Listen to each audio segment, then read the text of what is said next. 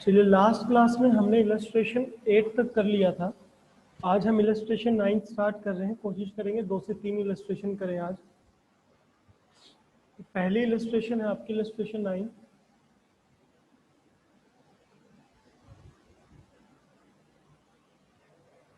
Pass journal entries for the following transactions in the book of Himanshu Chauhan. Himanshu Chauhan proprietor है, उसकी books में entry करनी है। सबसे पहला ट्रांजैक्शन है 1 अप्रैल की।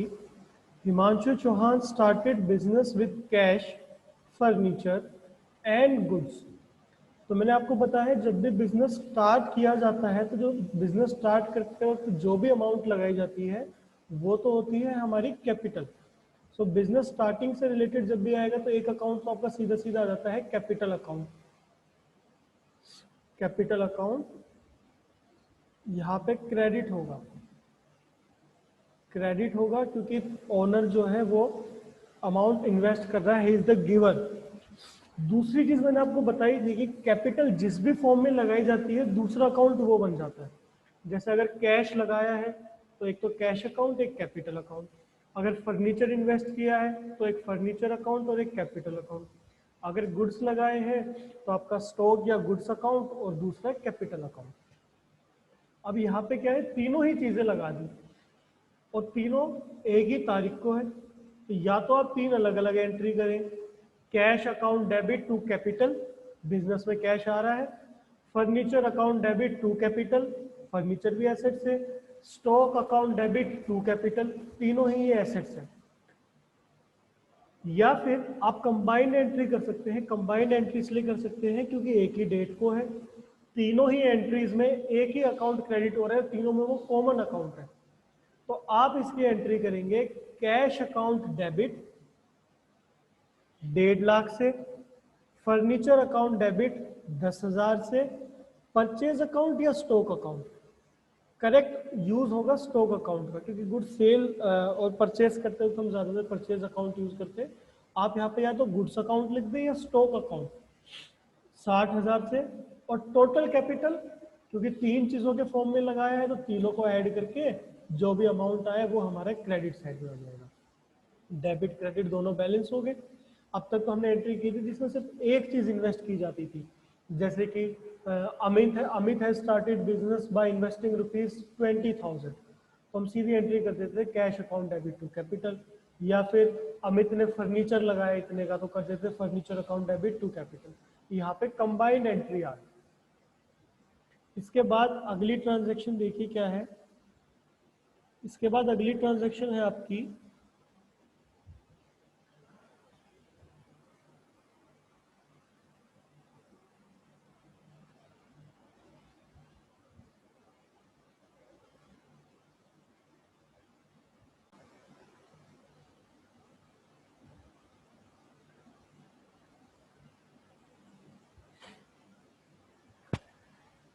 चलिए, तो 4 अप्रैल की ट्रांजैक्शन है। Sold goods to Pratap of the list price 20,000 at a trade discount 10%। सबसे पहले तो प्रताप को गुड्स बेचे हैं, तो आपको पता है जब भी गुड्स बेचे जाते हैं सेल्स अकाउंट आता है। ठीक है, अब सेल्स हमारी इनकम है तो क्रेडिट होगी क्योंकि नॉमिनल अकाउंट का रूल फॉलो होगा। Debit all expenses, credit all incomes and gains.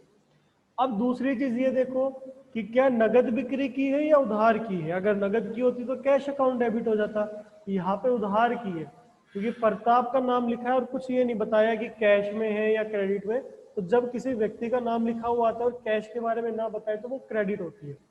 तो दूसरा अकाउंट हो गया प्रताप अकाउंट। यहाँ पे प्रताप गुड्स का रिसीवर है क्योंकि प्रताप पहली बात तो पर्सनल अकाउंट का पार्ट है। पर्सनल अकाउंट का रूल कहता है debit the receiver, credit the giver. तो हम देखेंगे ये रिसीव कर रहा है या गिव कर रहा है। तो बिजनेस ने गुड्स बेचे हैं तो प्रताप ने गुड्स रिसीव की है। So Pratap is the receiver, so he will be debited. So entry तो आपकी यही होगी, purchase account debit to sales account. लेकिन अमाउंट कितना लिखना है। लिस्ट प्राइस तो है 20,000 का, लेकिन हम अमाउंट लिखते हैं एक्चुअल प्राइस। तो एक्चुअल प्राइस क्या होगा, लिस्ट प्राइस में से ट्रेड डिस्काउंट माइनस कर देंगे जो छूट दे दी सामान बेचते वक्त। यानी 20,000 के गुड्स बेचे, 20,000 कीमत थी उनकी जो उसके ऊपर प्रिंटेड थी, लेकिन जब उसको दिए तब ये कह दिया जी आप 10% डिस्काउंट में ले लो, तो इसका 10% घटाएंगे यानी कि 2,000 घटा दिए इसमें से, तो गुड्स कितने के बेचे? 18,000। तो आपकी एंट्री होगी Pratap account debit to sales account 18,000 and 18,000।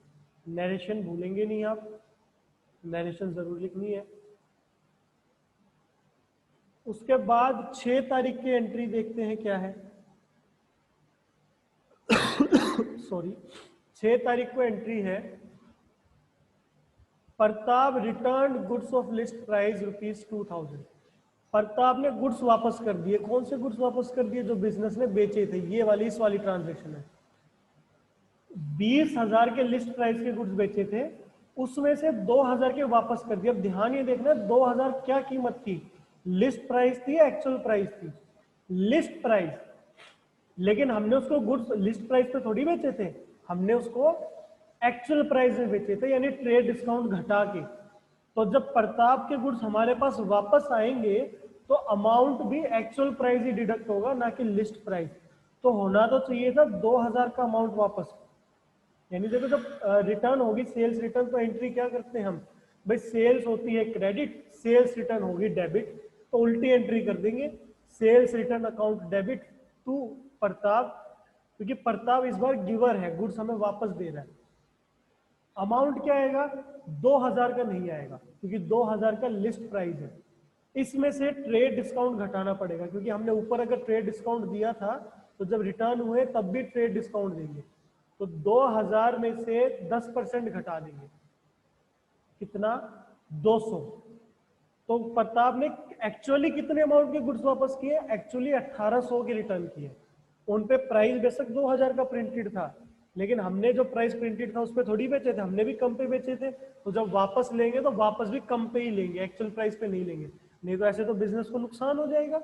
तो ये ट्रेड डिस्काउंट घटाएंगे इसमें से 200 का, और 1,800 से सेल्स रिटर्न की एंट्री करेंगे।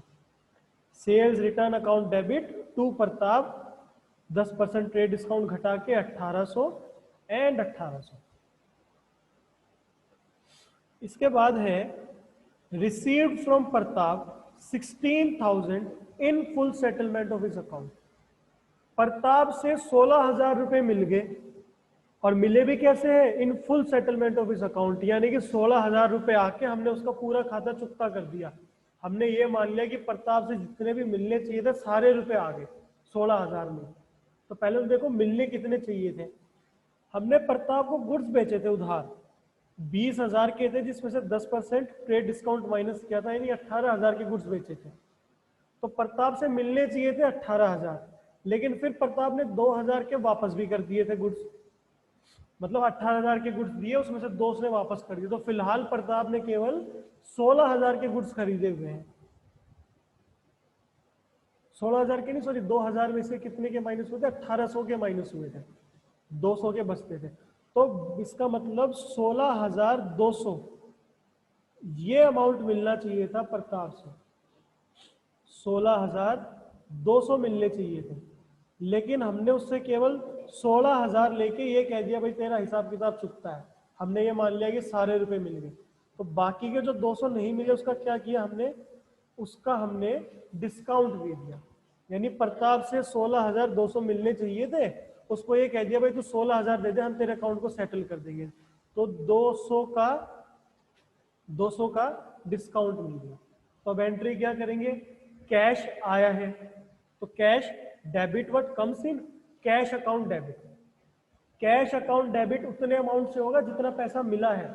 पैसा मिला है 16,000 का, और कल मैंने आपको फिर से बताया था जहां जहां कैश जाएगा वहां वहां डिस्काउंट जाएगा। ये दोनों आपके मुन्ना भाई और सर्किट है, हमेशा साथ में रहते हैं, जहां पे कैश वहां पे डिस्काउंट। तो अगर मैंने कैश डेबिट किया है 16,000 से, तो मैं डिस्काउंट को भी डेबिट कर दूंगा। कितने का डिस्काउंट दिया? 200 रुपए का। तो डेबिट तो हो गया मेरा 16,200 से, क्रेडिट भी उतने ही अमाउंट से।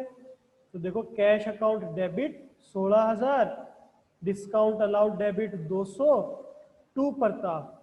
अब प्रताप से कितने मिलने चाहिए थे? 16,200। अब क्योंकि हम उसका अकाउंट सेटल कर रहे हैं तो हम यही मान के चल रहे हैं कि प्रताप का बैलेंस 16,200 से कम हो गया यहाँ पे, 16,200 से कम हो गया, लेकिन एक्चुअली क्या है 16,000 का है, 200 का डिस्काउंट हो गया। चलिए अगली ट्रांजैक्शन देखें क्या है। 15 तारीख को सिंपल सी ट्रांजैक्शन आ गई, परचेज फर्नीचर ₹12,000। अब तक आपने प्रैक्टिस कर ली है, जो पहली बार क्वेश्चन करता है उसी को कंफ्यूजन होता है बस कि जब भी गुड्स परचेज किए जाएंगे तब तो परचेज अकाउंट आता है, लेकिन जब भी एसेट्स परचेज होंगे तो परचेज अकाउंट के बजाय उस एसेट का नाम आ जाता है। अब यहाँ पे फर्नीचर क्या है, एसेट्स है, तो furniture account debit to cash, furniture assets है, रूल फॉलो होगा debit what comes in, furniture business में आया है डेबिट, कैश गया है क्रेडिट व्हाट गोज आउट।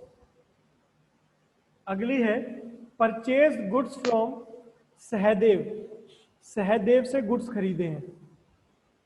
अब ये नहीं बताया कैश में खरीदे हैं, तो इसका मतलब उधार खरीदे। लिस्ट प्राइस 50,000 का था, यानी प्रिंटेड प्राइस तो 50,000 का था, लेकिन उसको डिस्काउंट में बेचा है, तो एक्चुअल प्राइस कितना हो जाएगा 50,000 माइनस में ट्रेड डिस्काउंट। तो 50,000 का 12% निकालेंगे हम, 10% तो इसका बन गया 5,000 और 1,000 बन गया 2%, तो 6,000 रुपए का डिस्काउंट दे दिया, यानी कितने में माल खरीदा 44,000 में। और ट्रेड डिस्काउंट की हम अकाउंटिंग ट्रीटमेंट नहीं करते, यानी ट्रेड डिस्काउंट को अलग से एंट्री में नहीं दिखाते, सिंपल एंट्री बस परचेज की करनी है। Purchase account debit to Sahdev, कितने से 44,000 से, ट्रेड डिस्काउंट घटाकर। अगली ट्रांजैक्शन देखो, अब हम जितने भी क्वेश्चन करें ना उसमें क्या है, एक बार सामान उधार बेचा ट्रेड डिस्काउंट पे, फिर उसमें से कुछ रिटर्न हो गया, फिर जब पैसा आया, एक ही ट्रांजैक्शन के 3 ट्रांजैक्शन बना देते हैं एक साथ जोड़ के। अब वही यहाँ पे एक बार सहदेव से परचेज किया, फिर सहदेव को वापस किया, फिर सहदेव का अमाउंट वापस चुकाया। तो देखो जब रिटर्न किया, रिटर्न गुड्स टू सहदेव, अब बिजनेस जब भी रिटर्न करेगी तो वो परचेज रिटर्न होता है, भाई बिजनेस वही सामान तो वापस करेगी जो उसने खरीदा होगा, तो ये है आपका परचेज रिटर्न। अब परचेज अकाउंट क्योंकि खर्चा होता है तो हमेशा डेबिट, अब परचेज रिटर्न उल्टा हो गया तो एंट्री भी उल्टी कर देंगे, परचेज रिटर्न को क्रेडिट कर देंगे और सहदेव को कर देंगे डेबिट। तो Sahdev account debit to purchase return, लेकिन अमाउंट कितना, ये तो लिस्ट प्राइस दिया है, हमें तो एक्चुअल प्राइस देखना है। एक्चुअल प्राइस कौन सा, 12% का ट्रेड डिस्काउंट घटा के, तो इसमें से 12% का इसका ट्रेड डिस्काउंट घटा देंगे और देख लेंगे जितना भी अमाउंट बनता है। इसका 10% तो बना 400, 1% 40 80, 480 का डिस्काउंट बन गया। जहां तक अगर मेरी कैलकुलेशन ठीक है तो 480 घटा के बाकी अमाउंट पे कर देंगे। अगली एंट्री है सहदेव का अकाउंट क्लियर कर दिया, यानी फुल सेटल कर दिया bye paying cash at a discount of 5%। इसका मतलब सहदेव को जितना भी पैसा देना था हमने 5% डिस्काउंट लेके बाकी सारा पैसा दे दिया। यानी कि मान लीजिए अगर 100 रुपए देने थे तो 100 रुपए में से 5% का डिस्काउंट लेके 95 रुपए दे दिए। तो अब देखते हैं भाई कितने मिलने चाहिए थे। इसके एंट्री जो हमने की,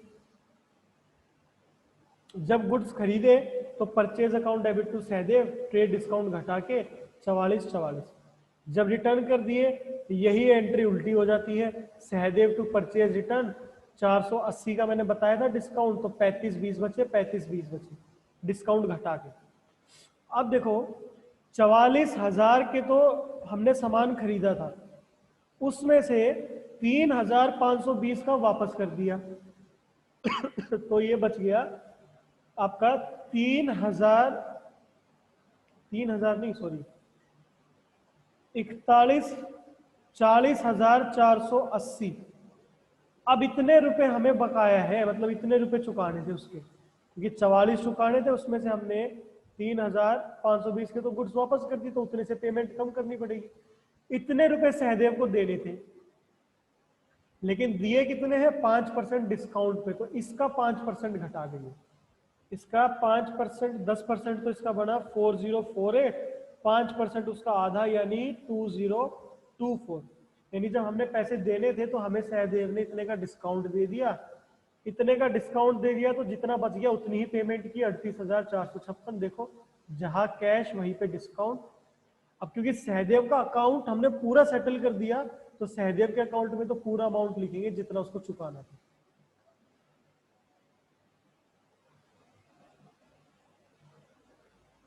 चलिए 21 तारीख की ट्रांजैक्शन क्या है, सोल्ड गुड्स टू आकृति एंड शिखा। दो ट्रांजैक्शन की एक बना दी है, या तो आप अलग अलग कर लो। आकृति को जब गुड्स बेचते हैं सेल्स हमेशा क्रेडिट होती है, तो गुड्स जब भी बेचे जाएंगे तो सेल्स कमाई है तो क्रेडिट। अब किस फॉर्म में बेची है, कैश में बेची है तो कैश डेबिट, उधार है तो जिसको उधार दिए उसका नाम लिख के डेबिट कर देते हैं। तो या तो इसकी दो एंट्री कर दो, Aakriti account debit to sales account 20,000, या Shikha account debit to sales account 32,000। नहीं तो कंबाइंड एंट्री कर दो जो हमने कल सीखी थी। एक ही तारीख को एंट्री है, दोनों में सेल्स ही अकाउंट क्रेडिट हो रहा है, तो आकृति अकाउंट डेबिट 20,000 से, शिखा अकाउंट डेबिट 32,000 से। टोटल सेल्स कितनी की हुई, 52,000 की। तो टू सेल्स अकाउंट 52,000। आपका मन करे तो आप अलग अलग भी कर सकते हो, नहीं तो कंबाइंड एंट्री भी कर सकते हो। 24 तारीख की क्या ट्रांजैक्शन है देखो,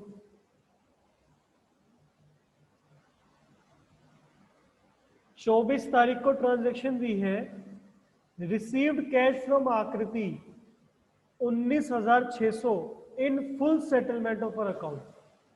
आकृति से 19,600 रुपए मिले हैं और फुल सेटल कर दिया उसका अकाउंट, यानी हमने ये मान लिया पूरे ही मिल गए। तो पहले तो देखो मिलने कितने थे, 20,000 मिलने थे, लेकिन हमने लिए कितने, केवल 19,600। तो बाकी का 400 क्या कर दिया, उसको डिस्काउंट दे दिया कि भाई तो 400 रुपये कम पे कर देना। तो जब भी कैश मिलता है तो डेबिट होता है, क्योंकि debit what comes in, credit what goes out. So cash account debit, कितना कैश मिला, 19,600। जहां कैश वहां डिस्काउंट, तो discount allowed account debit 400 to Aakriti. Aakriti का तो पूरा अकाउंट सेटल किया तो पूरा ही अमाउंट लिखेंगे जितना मिलना था, 20,000। एक एंट्री और दे दी, पेड इंश्योरेंस प्रीमियम 1500। अब जब भी कोई पेमेंट करते हैं तो उसकी एंट्री क्या होती है, जो खर्चा है वो डेबिट, और खर्चा हमेशा कैश में ही होगा तो टू कैश। सैलरी दे दो, वेजेस दे दो, इंश्योरेंस प्रीमियम दे दो, तो insurance premium account debit to cash. Insurance premium खर्चा है, all the expenses are debited, जितने भी खर्चे होते हैं उन्हें डेबिट किया जाता है, और कैश क्योंकि गया है तो क्रेडिट।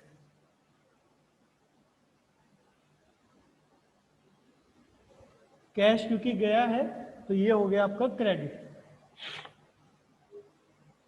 अब वही चीज आपके माइंड में आ सकती है कि सर ये दो ट्रांजैक्शन एक ही दिन हुई है, लेकिन इसकी आपने कंबाइंड एंट्री नहीं की, पहले तो कंबाइंड एंट्री कर दी। तो ये वही बात है जो मैंने कल सिखाया थी कि कंबाइंड एंट्री होने के लिए दो चीजें होनी जरूरी है। एक तो दोनों एक ही डेट को हो, और दोनों में या तो एक ही नाम का अकाउंट डेबिट हो या एक ही नाम का अकाउंट क्रेडिट हो। अब यहाँ पे ऐसा नहीं है, यहाँ पे तो कैश डेबिट हो गया, यहाँ पे कैश क्रेडिट हो गया। आप एक ही अकाउंट को एक एंट्री में ऐसा नहीं कर सकते कि एक बार अकाउंट डेबिट दिखा दो एक बार क्रेडिट दिखा दो, इसलिए यहाँ पे कंबाइंड एंट्री नहीं होगी। बेशक एक ही तारीख को है लेकिन अलग अलग एंट्री होगी। Paid 2400 for insurance premium for proprietor. Insurance premium दिया है लेकिन किसके लिए, मालिक के लिए। और आपको पता है मालिक अपने पर्सनल इस्तेमाल के लिए कोई भी काम करेगा तो वो ड्राइंग्स कहलाती है। मालिक जब भी बिजनेस में कुछ चीज लगाता है तो वो तो आपका कैपिटल कहलाता है, लेकिन अपने पर्सनल काम के लिए बिजनेस से कुछ भी निकाल ले तो वो ड्राइंग्स है। अब प्रोप्राइटर नहीं होता तो सिंपल एंट्री कर देते जो भी ऊपर की थी, insurance premium debit to cash. लेकिन क्योंकि मालिक ने अपने पर्सनल काम के लिए किया है तो यहाँ पे लिखा जाएगा ड्राइंग्स अकाउंट डेबिट टू, जिस भी फॉर्म में ड्राइंग्स किए, कैश निकाला है तो कैश, बैंक से पैसा निकाला है तो बैंक, यहाँ पे कैश निकाला है तो drawings account debit to cash. चाहे वो इंश्योरेंस प्रीमियम के लिए पैसा निकाला हो, चाहे बेटे की फीस के लिए निकाला हो, चाहे घर खर्चे के लिए निकाला हो, चाहे किसी भी चीज के लिए निकाला हो। ड्राइंग्स पर्सनल अकाउंट होते हैं क्योंकि मालिक का अकाउंट है ये, और पर्सनल अकाउंट में हम रूल देखते हैं debit the receiver credit the giver. अब यहाँ पे मालिक रिसीव कर रहा है या गिव कर रहा है, मालिक ने तो बिजनेस से पैसा निकाला है तो वो पैसा रिसीव कर रहा है, इसलिए ड्रॉइंग्स डेबिट हो जाएगी। कैश रियल अकाउंट का rule follow, debit what comes in, credit what goes out. Cash जा रहा है इसलिए क्रेडिट होगा।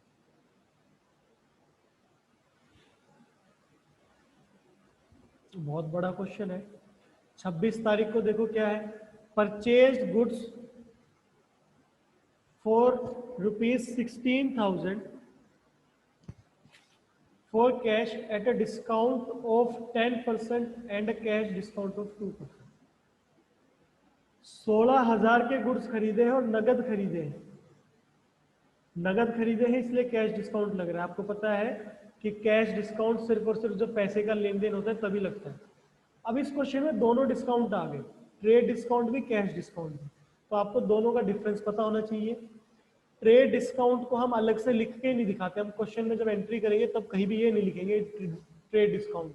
हाँ, इतना काम होगा कि ये अमाउंट में से माइनस हो जाएगा, टोटल अमाउंट में से। कैश डिस्काउंट की हम अकाउंटिंग ट्रीटमेंट करते हैं, लिखते हैं डिस्काउंट अलाउड या डिस्काउंट रिसीव। अगली चीज, जब भी आपको दोनों डिस्काउंट साथ में देंगे तो पहले ट्रेड डिस्काउंट घटाएंगे, फिर जो बैलेंस बचेगा उसमें कैश डिस्काउंट लगेगा। तो देखो 16,000 के गुड्स थे लेकिन बेचे कितने में, 10% के डिस्काउंट में। तो 16,000 का 10% 1600, तो इसमें से 1600 घटा दिया तो ये बच गया मेरे ख्याल से 14,400। यानी 14,400 के गुड्स बेचे हैं, लेकिन जब कैश मिला तो कैश मिलते वक्त 2% का डिस्काउंट और दे दिया, तो 2% का डिस्काउंट और घट जाएगा।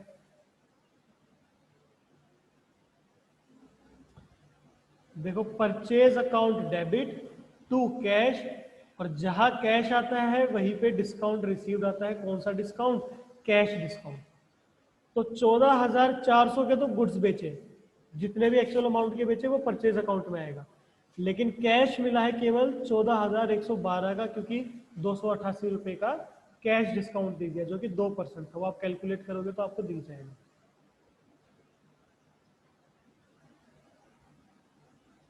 अगली ट्रांजैक्शन है received full payment from Shikha at a discount of 5% in full settlement of इस अकाउंट। शिखा से पेमेंट मिली है, पहली चीज। पेमेंट जब मिली तब उसको 5% का डिस्काउंट दे दिया, यानी जितने भी पैसे मिलने थे 5% कम पैसा लिया आपने, और पैसा कम लेके ये मान लिया कि उसका अकाउंट पूरा सेटल कर दिया। तो पहले देखो शिखा से मिलना कितना चाहिए था, यहाँ कुछ नहीं बताया, तो ऊपर के एंट्रीज में ढूंढेंगे कहीं पे शिखा का कोई जिक्र है। तो ये है शिखा का जिक्र 21 तारीख को। अगर आप कर्सर देख पा रहे नहीं देख पा रहे तो ये मैंने शिखा को सर्कल कर दिया।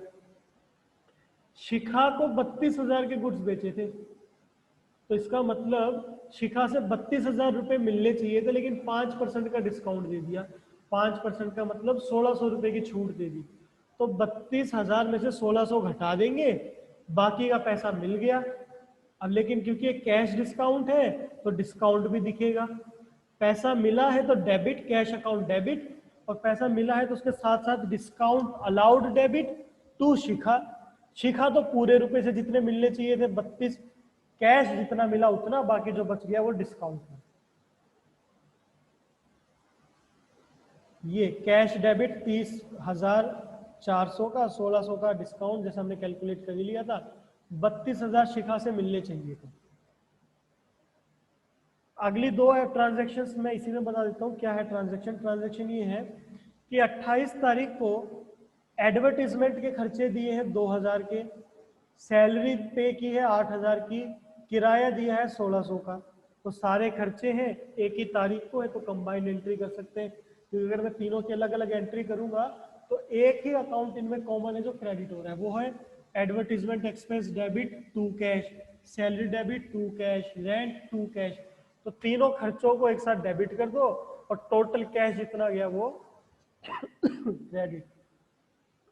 लास्ट ट्रांजैक्शन है कि कमीशन रिसीव किया है। ये कमीशन रिसीव कमाई है, जब बिजनेस को पैसा मिलता है तो वो कमाई है। बिजनेस की कमाई जितनी भी होती है वो क्रेडिट की जाती है एज पर नॉमिनल अकाउंट। कमाई क्रेडिट, कमीशन रिसीव। अब मिली किस फॉर्म में, भाई कोई भी कमाई होती है तो पैसा ही मिलता है, तो cash account debit, debit what comes इन। तो ये हो गया आपका ये वाला क्वेश्चन। 10th इलस्ट्रेशन जो है, दो ही एंट्री है इसमें, इस क्वेश्चन को देखते हैं क्या बताया है इस क्वेश्चन में। इस क्वेश्चन में आपको बताया गया है कि sold goods to Harsh for ₹50,000।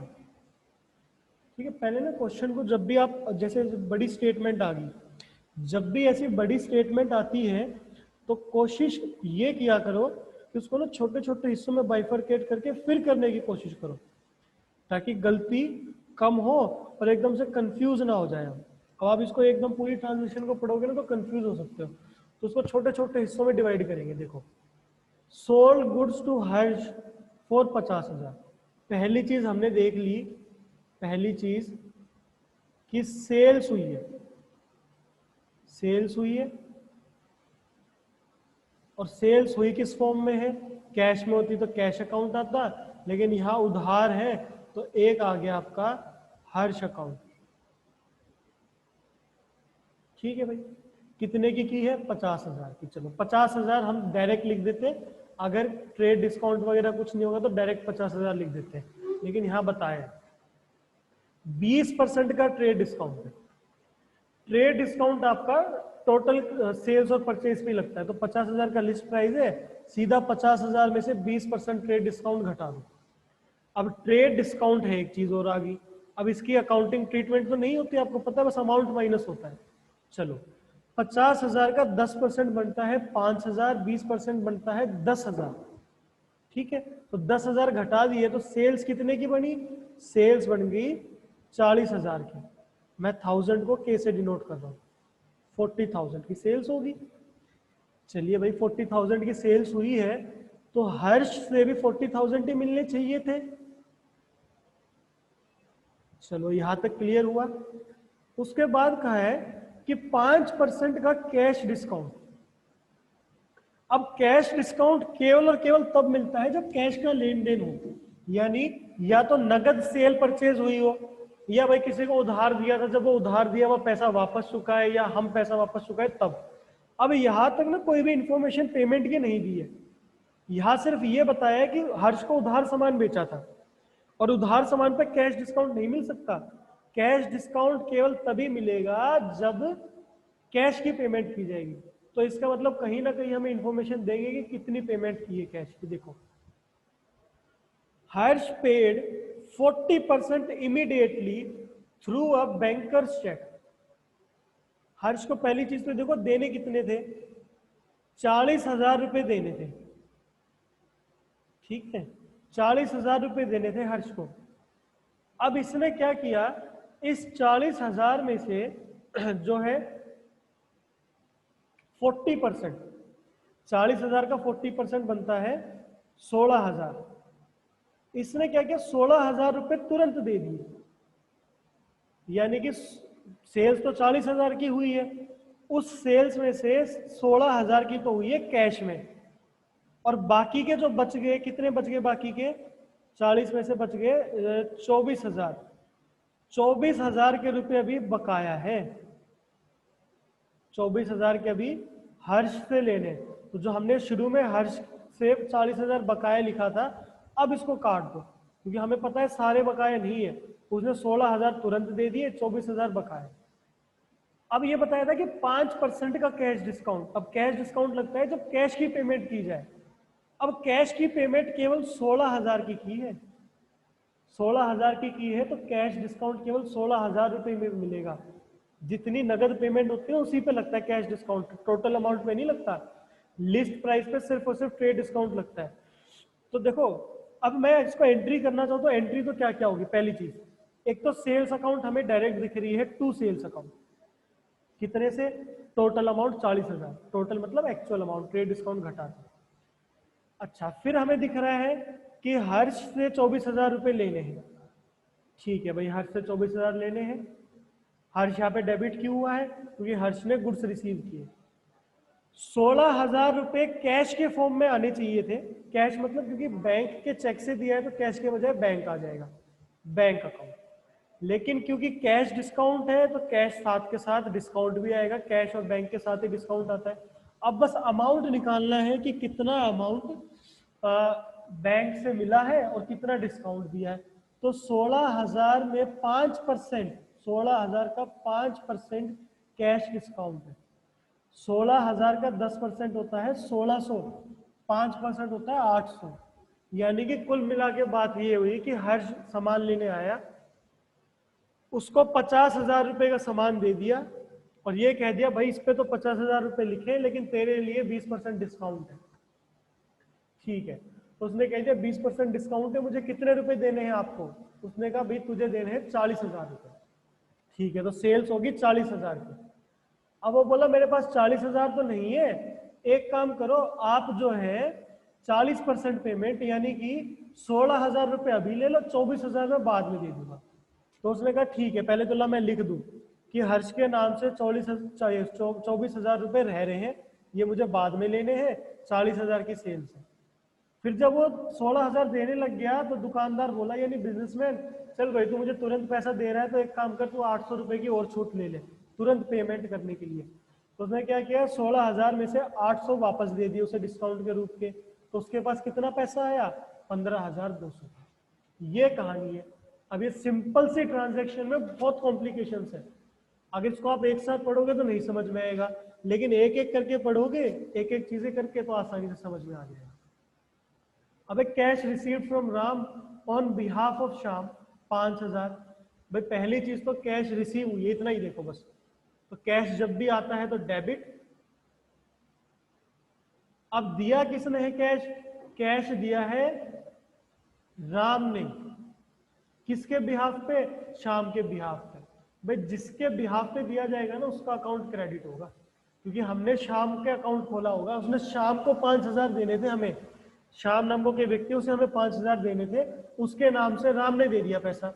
जैसे कि भाई मान लो मैंने अमन से 10,000 रुपये उधार ले लिए, अब मुझे अमन को वापस देने थे, मेरे पास थे नहीं, मेरे नाम से विक्रम सर ने दे दिए। तो अब विक्रम सर ने 10,000 देने जाएंगे तो अमन ये थोड़ी लिखेगा कि विक्रम सर के पास 10,000 रुपये आ गए।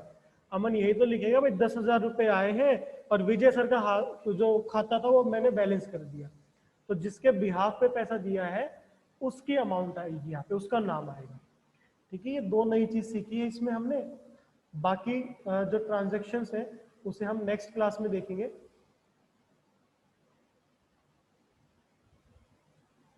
टाइम अभी कम रहता है इसलिए मैं अगली ट्रांजेक्शन अभी नहीं कर रहा हूँ। 2 ट्रांजेक्शन है, इन 2 ट्रांजेक्शन में आपने आज बहुत नई चीजें सीखने को मिली है। बाकी अगली क्लास में कंटिन्यू करेंगे।